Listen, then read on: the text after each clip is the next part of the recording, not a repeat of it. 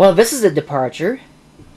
Normally I would be using the KVM switch for this, but I've decided that I'm going to give this little Philips Model 190SW monitor a little bit of a try, because I've never used it before, and I don't know how well the picture is. How good the picture is, or how well the monitor works. So now, in my lovely mess of cabling down here, I have to find the power cord. Alright, so the computer is on. The fan is running full tilt. And the monitor believes I have no video input. I don't know, is it actually working?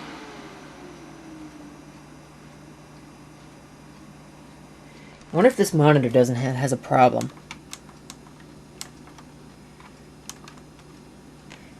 Sends me to check the cable. I think the computer might have an issue. Yeah, it's turning on and off. I just realized that now. Okay, now it's not ramping the fan up full time. Here we go. Okay, well, that monitor definitely looks like it's got a problem.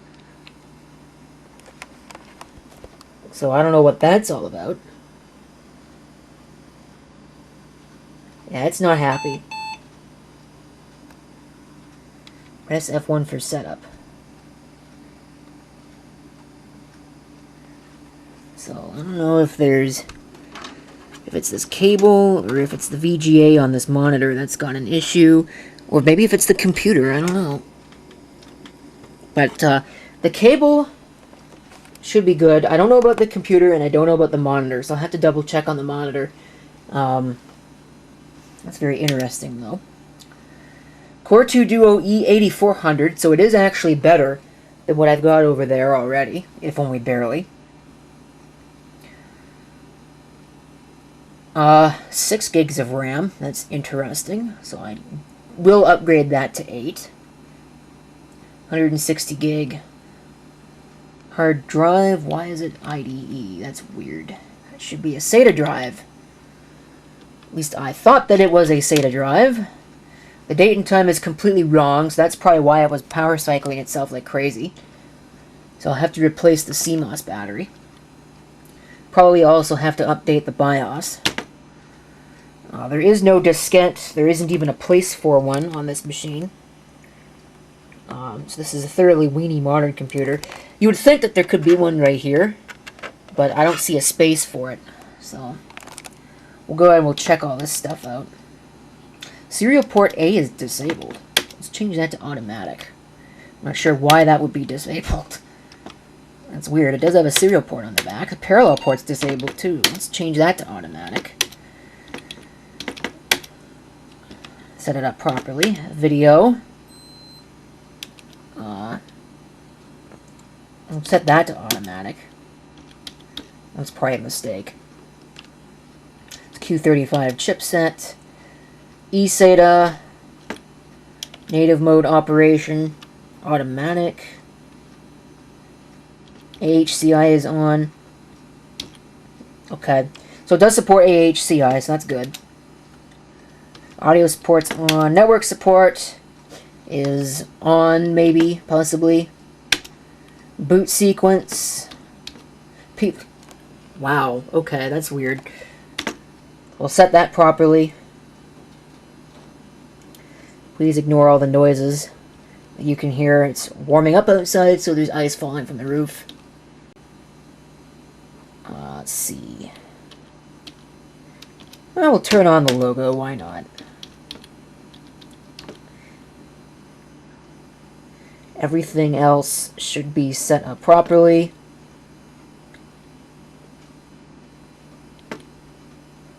After power loss, last state. We will save and exit, yes. It powered itself down. Let's power it back on again.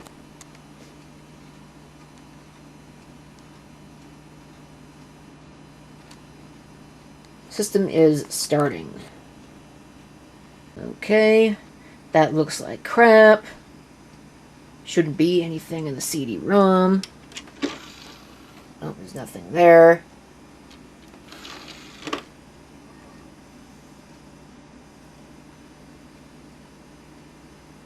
Does it support AHCI? I'm starting to wonder about that. Okay, I'm going to go ahead and change over to the KVM, see if it's actually this monitor that's a problem, or if it's the onboard VGA. Okay, so change over to this, and everything is good. So either that cable has got a problem that's connected to this, or this monitor has a problem, and I'm really starting to bet that this monitor has a problem, so, which is why it was in the junk pile. Okay, so let's Control-Alt-Delete on this, and I think I'm going to actually power it off. Before I do that, I'm going to put a 2032 battery in there and take care of that. And I might change the cable on this and see if we have any improvement. Well, I guess that confirms that, because I am now using the cable that I was just using for the little video switch back there, and we got the same problem. One more thing we can try.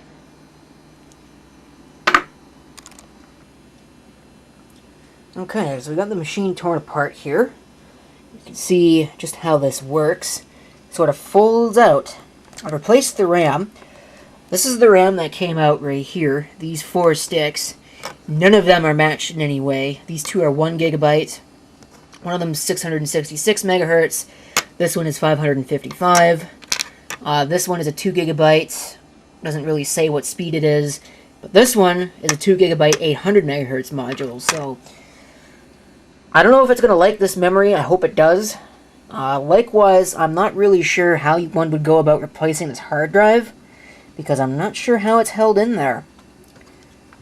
Other than to say that it's held in there somehow. So we'll investigate that later. I just want to check the health of it first. So I'm going to go ahead and put the front back in place. Oh! I also replaced the 2032 battery. So it's got a nice fresh one in there. Not a very good one, but 2032 is a 2032, so I don't know if it just went back into place or not. Faceplate's off. I'll put it back on later. Right now, I just want to power it up and check my RAM, make sure the RAM is installed, and find my boot CD, check out the status of this hard drive. If I could find the power switch, that would be an easier job.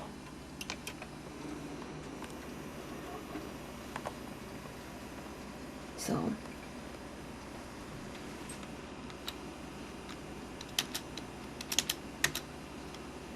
I don't know, did I get it in enough time? There we go. Alright. Yep.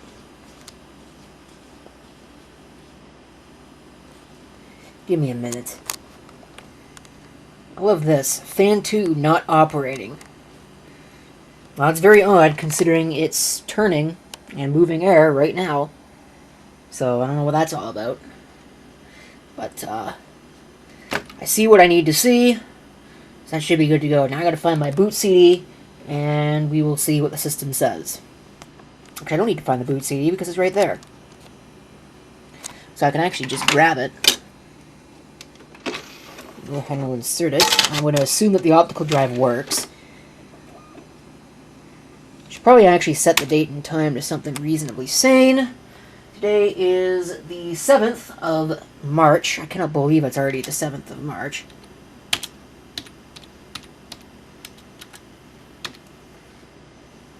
Yeah, 1316. Should be good enough. We'll have time to save and exit.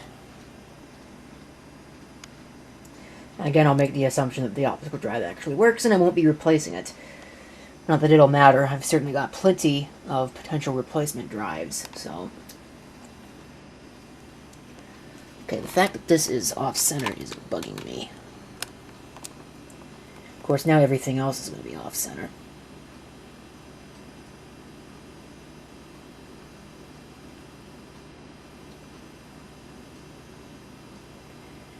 Of course, it's got to do a million things upon boot up. Oh, there we go. Optical drive is working.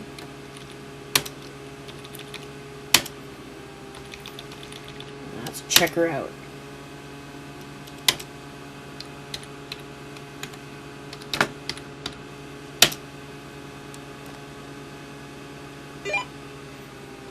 Alright, Smart is okay.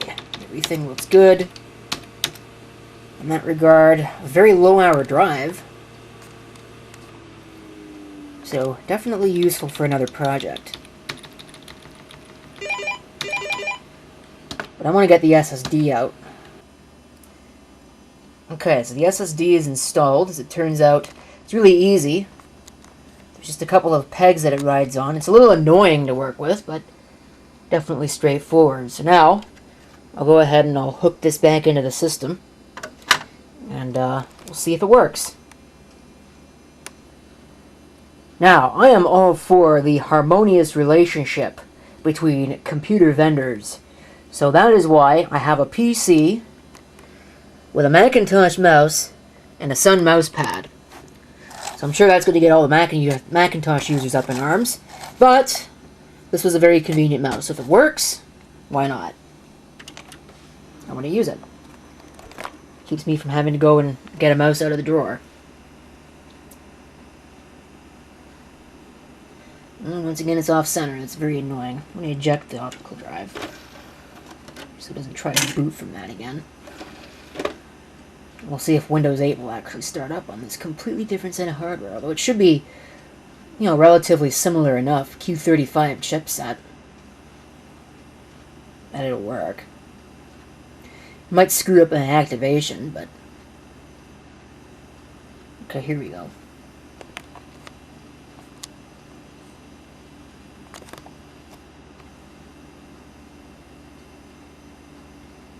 Windows 8 is usually good about starting up on a new set of hardware.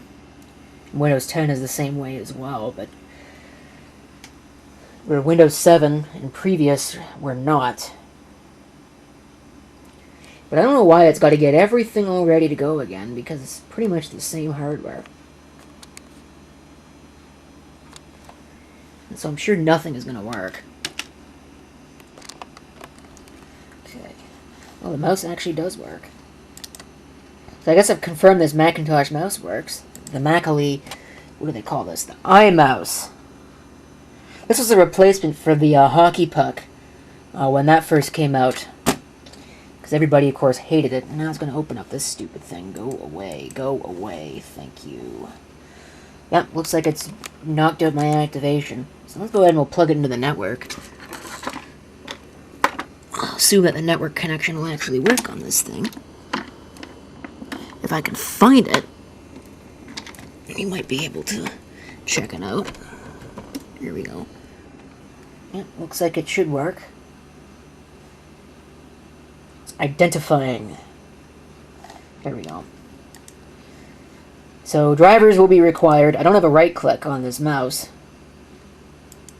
So I guess there's one thing. Come on. How do you do that in this? Oh, no, Windows is activated. Are you sure about that? I have a little watermark on the bottom that suggests otherwise. But, oh no, the audio does work. I guess it's just doing jack detection. Okay. So I have to change the system name and all that. And then we'll put it where it's going to sit. Alright, so there it is. In its new home. Power it up. Hopefully it works. There we go. A little difficult to read some of that, but should hopefully be functional.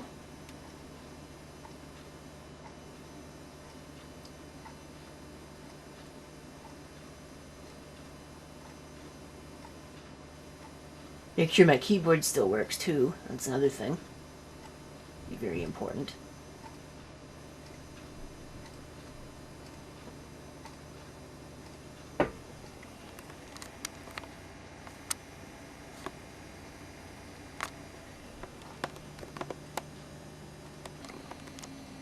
Well, indeed, the keyboard, which is this little wireless Logitech thing that I also found in a junk pile, still happens to work. I can't show you that, but the little USB mouse works, just the little Dell thing, and I think that's really it. So, All that's left now is to deal with the card reader situation that I've now lost. And then to find out what to do with the other machine. But we'll save that for my next video. Thank you for watching. If you have any comments, feel free to leave them down below. And this is CP666 signing off. Hope to see you next time. Till then.